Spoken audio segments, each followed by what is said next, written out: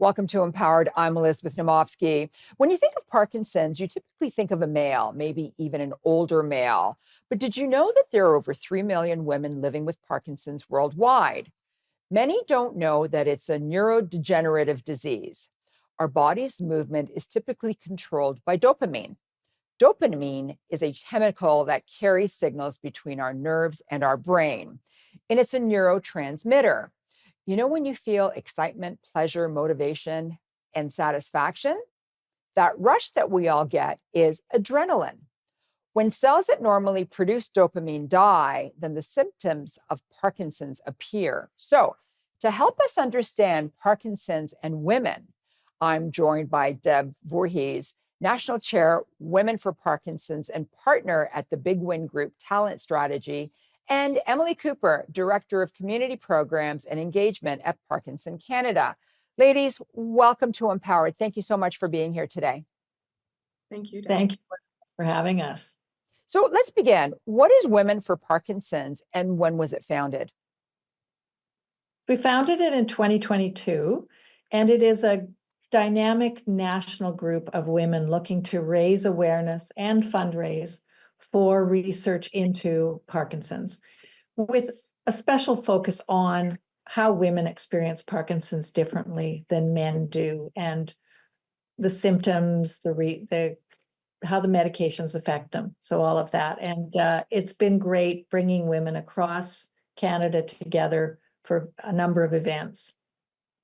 So how did you each get involved with Parkinson's and what developed this passion? My youngest brother, I'll start first, Emily. My youngest brother was diagnosed with a young onset 22 years ago. And I was like many people, like, let's find a cure. Forget about caregiving, respite care, all of those things. Let's find a cure. And, I wish we're closer than we are to that.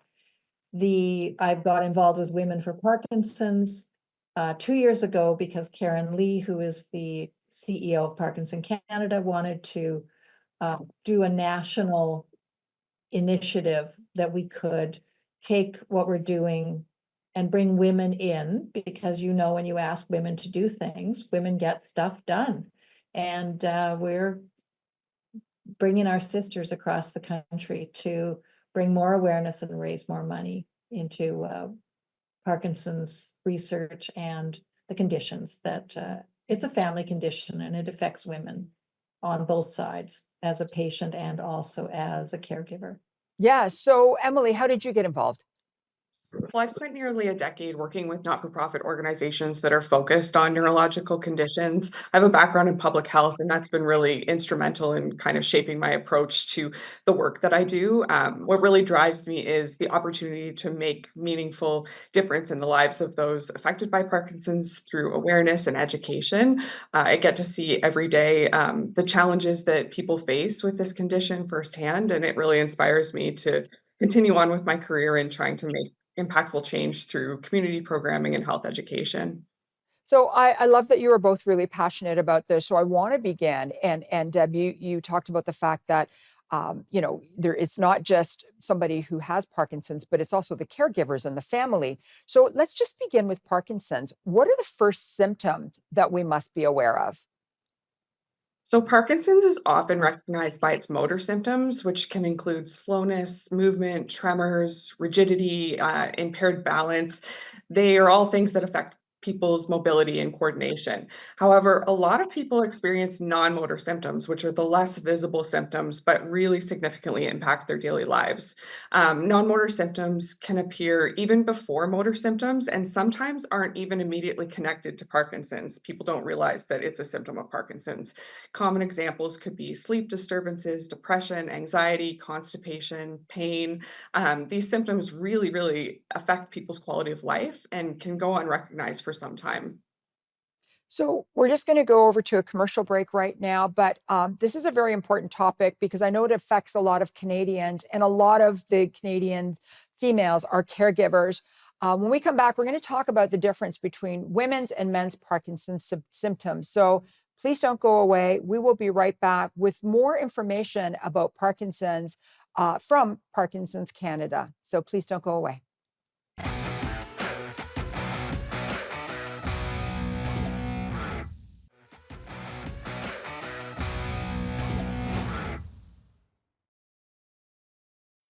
Welcome back to Empowered. I'm Elizabeth Naumovski. Today's topic is women for Parkinson's. So, ladies, is there a difference between men's and women's Parkinson's symptoms? So I'll take this one. Women continue to be underrepresented in the Parkinson community, particularly in research, despite potential differences in how they experience the disease compared to men. And while researchers have not identified specific symptoms yet that are unique to women, studies show that women with Parkinson's often face greater challenges in receiving an accurate diagnosis to start with. They tend to report different symptoms, such as experiencing more side effects and fluctuations in symptoms throughout the day. They're also more likely to downplay their symptoms, receive lower quality health care than men, and are less likely to seek specialized care from neurologists or movement disorder specialists. So this disparity highlights the need for more gender-focused research and advocacy to improve care for women living with Parkinson's. The other thing is that we know most medications are tested on male rodents, not female. So how can you tell if a medication is going to work for a woman if it's not tested on a female mouse? So that is all part of the research that we are working to raise the awareness of. So, can you help me here? Once you've been diagnosed with Parkinson's, what are the next steps?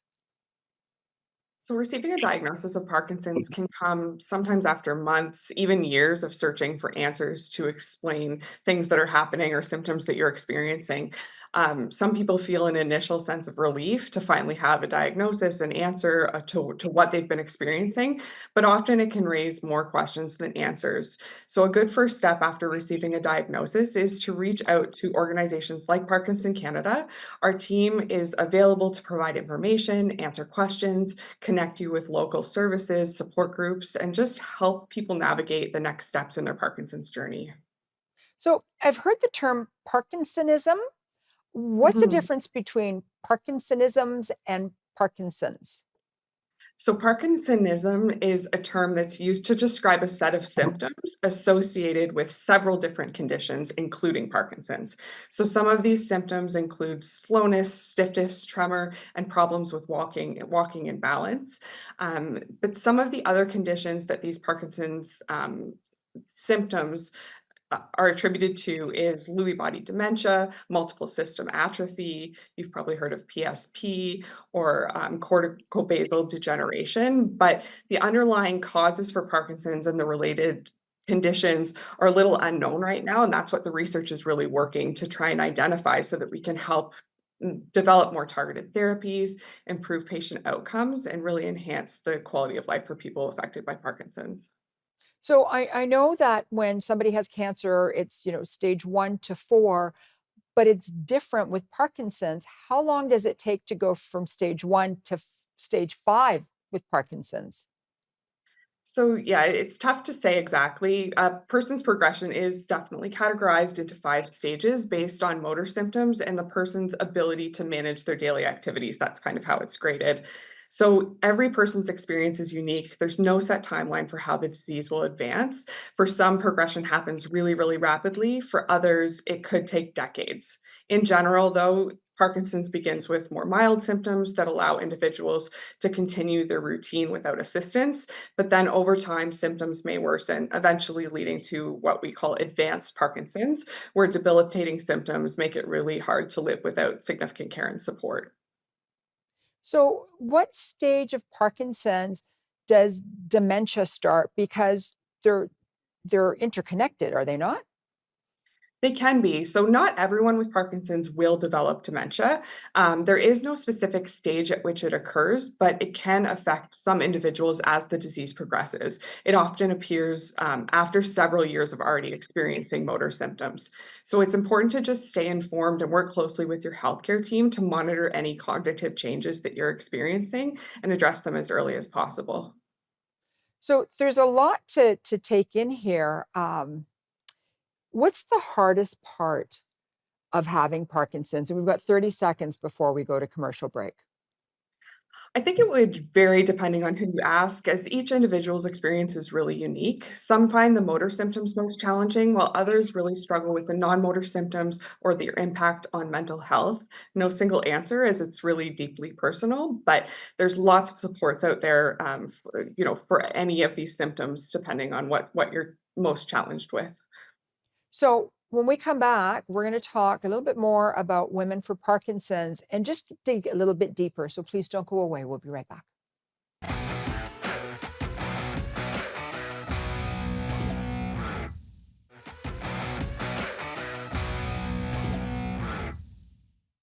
Welcome back to Empowered. I'm Elizabeth Naumovski, and today's topic is women for Parkinson's. Ladies, what's the most common cause of deaths in Parkinson's patients? So, Parkinson's itself is not a fatal disease, but in its advanced stages, there can be certain complications, such as infections like pneumonia or injuries or falls. The good news is that a lot of these things, through preventative measures, can be minimized. While it's important to be aware of the potential challenges that Parkinson brings, the real focus should be on enhancing our quality of life. So, this can be through a combination of treatments, support groups, healthy lifestyle choices, including exercise is a big one. By maintaining a positive outlook and seeking the right care and resources, people can successfully manage Parkinson's and continue to live quite fulfilling lives for many years. So, what can we do to help a loved one once they've been diagnosed? Deb? Well, I would agree with what Emily has said, that quality of life is important. And when you get a Parkinson's diagnosis, it's not a death sentence. You can continue to exercise, do the things you like to do, travel. It's crucial to approach the situation with patience, compassion, and a commitment to learning. And I'll tell you a story about my brother and I. When he was newly diagnosed, I was staying with him for a weekend while my sister-in-law, who is a saint, to Edmonton with her family. And I understand what I should be doing. And, at one point, he and I were both in tears. And he said, I think you should just go back to doing which is asking people, and stop with the caregiving part. But I am over the years, we've learned patience is a big part. And one of the frustrations with Parkinson's is that it is so unique. It can be different from one day to the next. Same person can react to the weather, to stress. Good stress or bad stress will make them more dyskinetic and have more tremors. So you have to understand, really learn how the disease progresses, understand it, reach out to Parkinson Canada. They have many, many supports, and having a support system in your community is key. So I know many people who've received a diagnosis of Parkinson, and they've joined a running group or a walking group with other Parkinson's patients, so that helping you navigate. The information is out there, and the more you know, the better you'll be able to cope with it. Well, I always thought, knowledge is so important. Um, I've often wondered, and so have a lot of other people, would Parkinson's be inherited from your parents or your family? So currently, research is showing us that there's a combination of genetics, environmental factors, and lifestyle choices that can influence whether somebody develops Parkinson's. The majority of people living with Parkinson's don't have a genetic connection to the disease. However, in a small percentage of cases, Parkinson's can be inherited. So this area of genetics and Parkinson's is a major focus of ongoing research right now as we try and work out and better understand these connections. So I know that you are doing a lot of research and you're starting to do research for women as well. I have not heard that there is a cure or treatment for Parkinson's. Is there anything that's helpful out there other than, I guess, just basic drugs for coping? hmm So you're right, there is no cure at this time, but there are a lot of treatments that help manage symptoms and improve people's overall quality of life. These include medications, physical and occupational therapy, regular exercise, and in some cases, deep brain stimulation. So while these options can effectively reduce symptoms, they ultimately don't address the root cause of the disease. So researchers are working actively to discover new therapies and treatments to help people with Parkinson's live life to their fullest. So I know that we talked about this earlier. I can't remember if it was the first or second segment, but we were talking about research for women. What is being done now just to bring women to the forefront with Parkinson's? So there's nothing specific at the moment that's being done, but researchers, by raising the awareness of the differences that women are experiencing with their symptoms and the diagnoses that they're maybe getting later with women for Parkinson's, we're trying to raise that awareness so that more scientists, and particularly female scientists, we want to fund the women who are working on that. But one thing that we do know that can slow the progression of Parkinson's is movement, so exercise. And that can improve your day-to-day experience, plays a crucial role in managing Deb, Parkinson's, hold whether that it's thought. We'll be right back.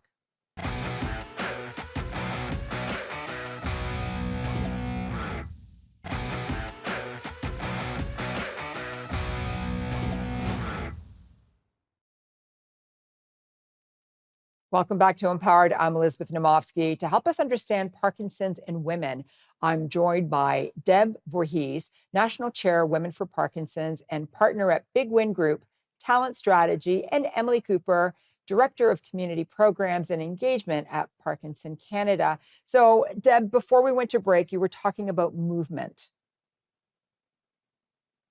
So movement is the one thing that has scientifically been proven to slow the progression. It's not a cure, but it's going to help you overall with slowing your symptoms of Parkinson's and helping your mood. All the things that exercise does for those of us who don't have Parkinson's will give you the same results. So it's a key thing. And our event that we're planning for 2025 with Women for Parkinson's is going to be a dance party, because what's better than getting up and moving on the dance floor? So that's our theme. We're going to take that and dance with it. Oh, I love it. That's great. So, are there any other new and exciting breakthroughs that we could look forward to? So there are a lot of exciting breakthroughs in Parkinson treatment and care aimed at improving symptom management, slowing disease progression, and enhancing quality of life. A big one lately has been a new medication delivery method that now offers non-surgical option for individuals in more advanced stages of their Parkinson's to manage their symptoms more effectively. So it's always exciting to see these new treatments hitting the market and making life a little bit easier for some people affected by Parkinson's. It brings new hope and hopefully improved outcomes. So, I mean, that's great to hear because, there is no cure, but we need to help people that are suffering with this. And I know that you're working to build more awareness of Parkinson's. And I think it's important because a lot of people still don't understand it. How are you just building the awareness? So Parkinson Canada is dedicated to raising awareness and advocating for those affected by Parkinson's. We organize events such as our Super Walk and cycling events. We run impactful awareness campaigns year round with a special focus during Parkinson Awareness Month, which is in April. Earlier this year, we launched our Find Your Swagger campaign, which featured a new ad aimed at empowering individuals to embrace their Parkinson's, challenge the stigma, and live with confidence. So these efforts are all part of our ongoing commitment to uplift and support the Parkinson's community. Uplifting and And then, support to me is extremely important. Deb, you're the national chair. Where in Canada is, I've heard of WP, a W4P, like what is it and where is it active in Canada? we're active in Vancouver. We do an annual Mother's Day run. Our Vancouver chair, Carlotta Lee, is a force to be reckoned with and has raised not just money, but also awareness in the community. And as I said, we'll be doing a dance party in the spring of 2025. We've also done, this will be our third event in Toronto and the second one in Vancouver. We're looking to build nationally. I think Montreal will be our city where we're going to build a community of women in the Montreal area who are passionate about helping to fund Parkinson's research. So, how does Parkinson Canada help individuals with Parkinson's? If someone was to call you, what do you do? So we offer a range of supports and resources for people with Parkinson's and their care partners. We have an information and support service that provides reliable, personalized guidance to help navigate the Parkinson's journey. We also offer in-person and virtual support groups, one-to-one peer mentoring program, which is for more individualized assistance. We also have an online directory care finder, which connects people to tailored service in their local area, which makes it hopefully easier to access the support that they need. And ladies, what's your website? Parkinson.ca. Great. Thank you so much for coming. This has been a wealth of knowledge. Totally appreciate the time that you took to be here today. Thank you. Thank you so much. Thank you. Women for Parkinson's gave me these statistics to help with awareness. Research suggests that motor symptoms may emerge later in women, and women often experience faster disease progression than men. Also, hormonal status can play a role in how women experience symptoms. Women are more likely to downplay their symptoms and get less social support than men. For more information about women for Parkinson's or to find support, visit parkinson.ca. I'm Elizabeth Naumovski. I'm here to empower you and make frugality fashionable. Thank you so much for watching. We'll see you next week. Bye for now.